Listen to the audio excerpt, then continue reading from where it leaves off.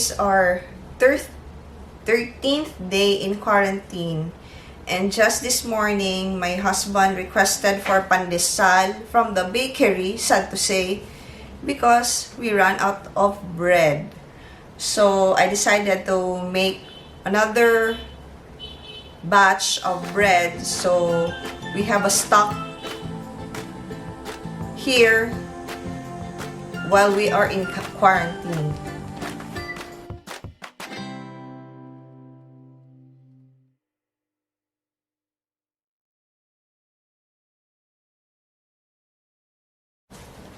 So the ingredients for our pandesal are all-purpose flour, sugar,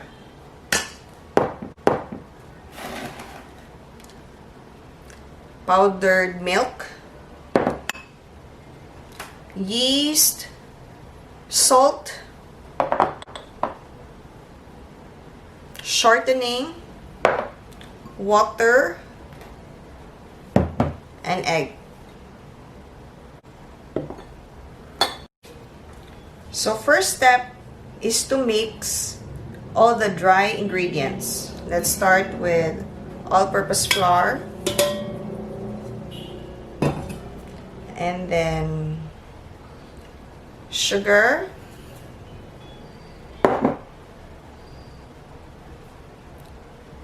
the yeast,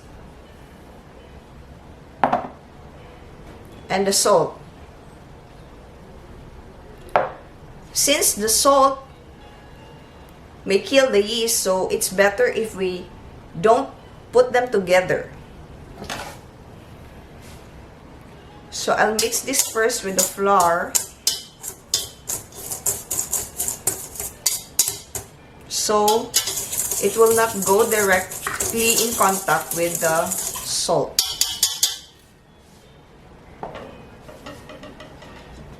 Then you can add the milk.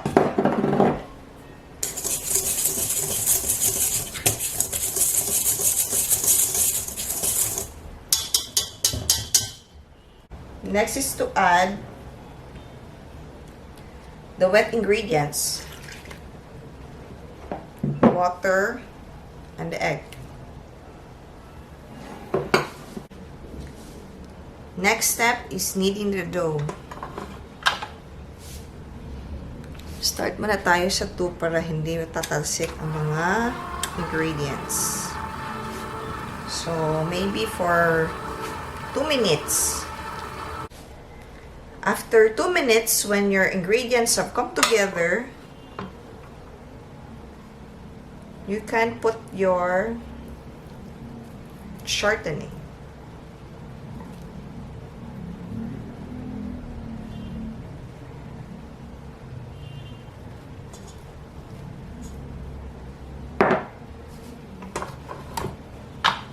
Bring your speed to 6.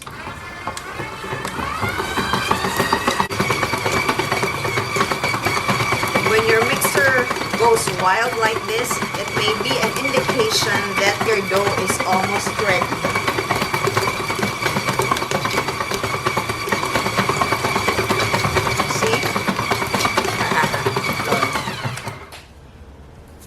But to be sure, we need to make the window pane test. I'll wash my hands first.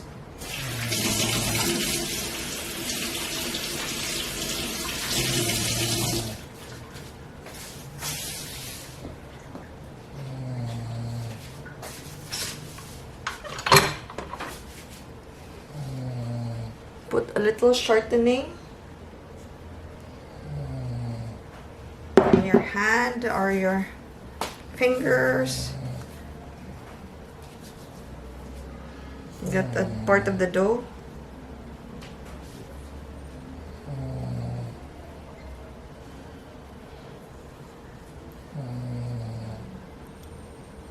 And when you can make, we can extend it without breaking it. This is the window. It means your dough is ready.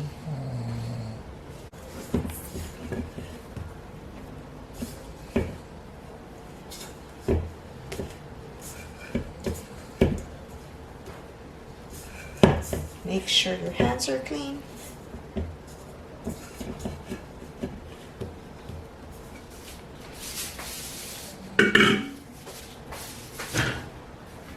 Make a ball.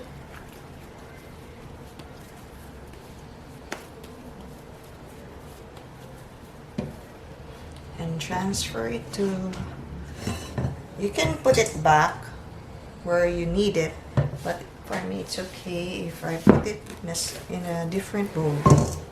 Cover it with a cling wrap and let it rise, preferably in a place where it's warm and dark.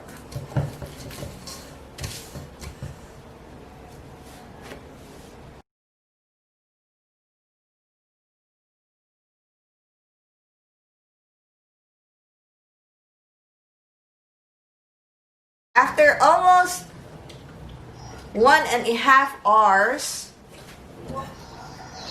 our dough has risen and it's ready to be formed into pandesal. So the first thing is to punch. Oh, I forgot to.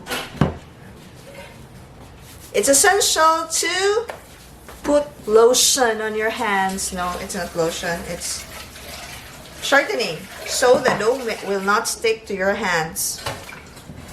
Punch! What's the purpose of punching? To remove the air, the trapped air. So it's not only punch. You can do this too to ensure that you release the air.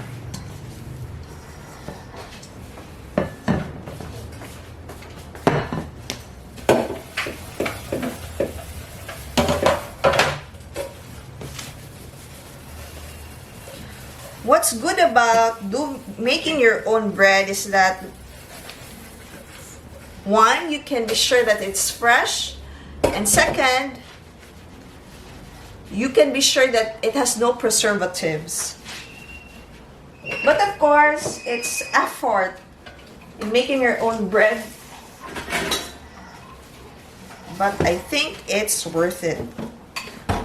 It takes time compared to just buying from the panaderia or your local bread shops, but it's worth the time.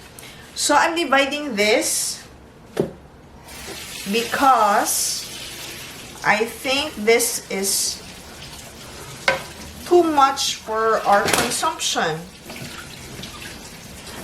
So I'm making a different kind of bread for this. This is your regular pandesal dough, but I'll turn it to another bread because actually you can do whatever you want with it. Your imagination is your limit. So here, when I make bread, like in any other pastry, I want my dough to be of same weight. I want my bread to be same size, so again, to ensure that, you have to weigh it. There. I'll set this aside first. If you won't be dealing with your dough, you have to cover it with your cling wrap.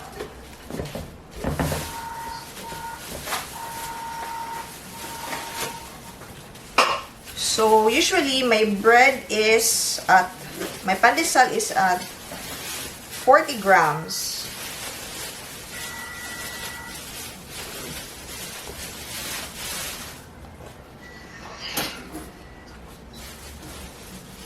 There, that's okay.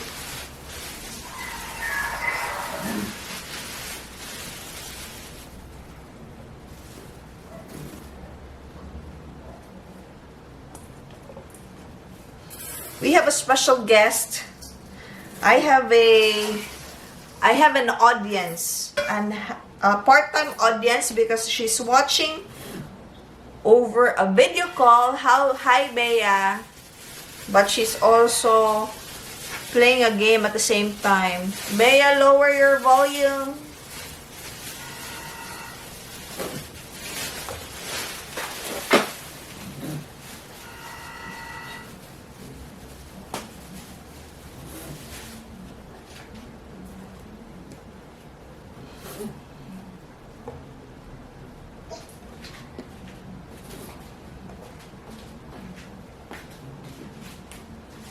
I can give a little allowance because it's just for eating. But when it's for selling, it must be of the same weight, because you actually do your costing according to the weight of your product. Hi, Bebe. Hello. Thanks for watching, baby. You're watching live.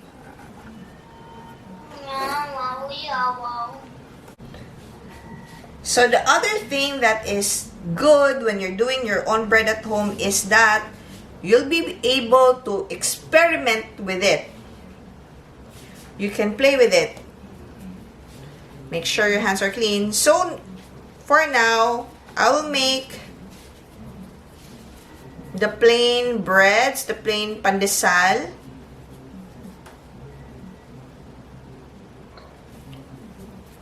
By the way, I forgot to mention that, of course, you need some breadcrumbs for your pandesal. So, since it has breadcrumbs, you don't need to grease your baking sheet or your baking pan.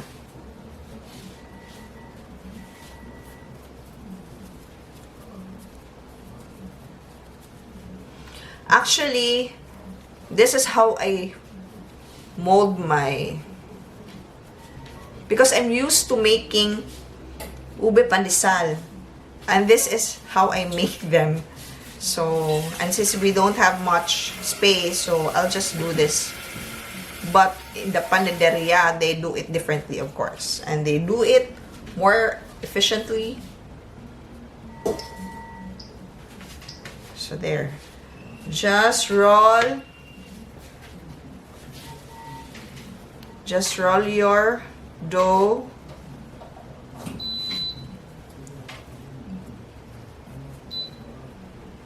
to the breadcrumbs.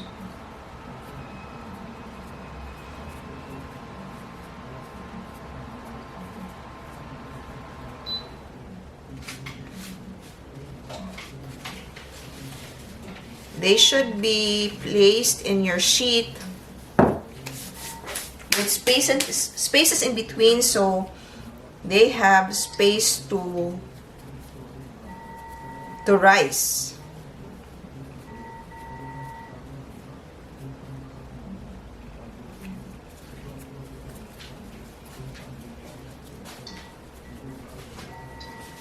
So I have a few fillings we can use. I prepared some.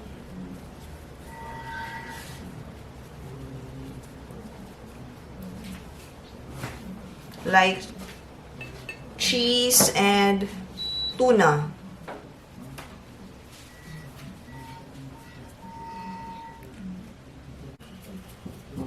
So how do you put the filling? So first you flatten it. Like so. Put your cheese and your ube halaya if it's for an ube cheese desal.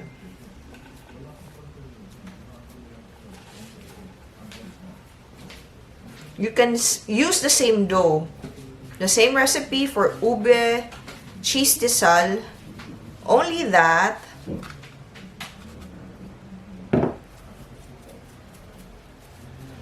for me, to make it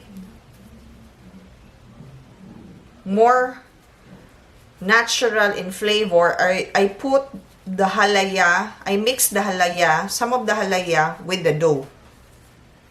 Aside from the ube flavoring that you will add.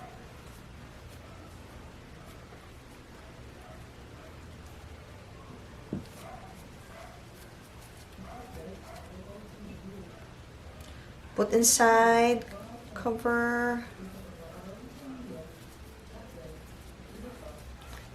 Seal it properly. So, as for the tuna filling, let's flatten the dough and place the tuna.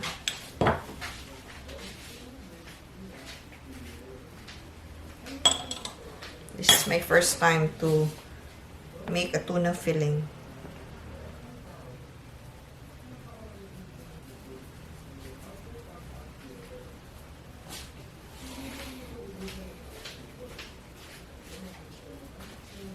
Okay.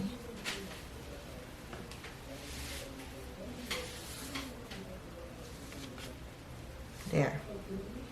So, let this rise until it has again increased in size.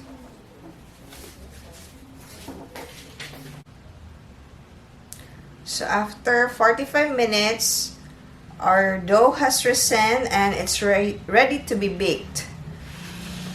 I will maybe show you in another video how I made this, the same pandesal recipe, but I turned it into a loaf with Nutella and some chopped walnuts.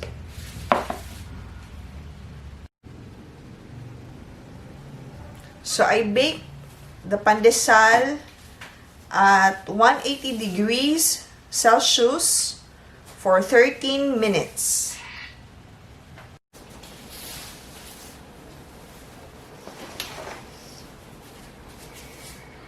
After 13 minutes, here's our bread.